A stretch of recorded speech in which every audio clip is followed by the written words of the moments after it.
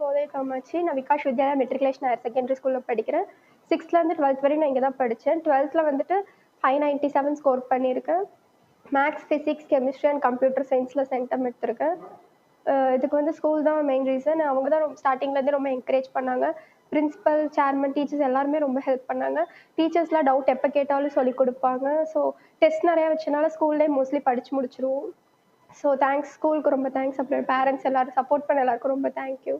அதுக்கப்புறம் மார்னிங்கும் 4:30 அந்த மாதிரி எழுந்திரிச்சு படிப்போம். ஸ்கூல்லே மோஸ்ட்லி படித்து முடிக்கிறதுனால ஈஸியாக இருக்கும். என்னோட ஆம்பிஷன் வந்து இன்ஜினியர் ஆகணும். அப்போ வீக்லி ஒன்ஸ் அந்த மாதிரி தான்.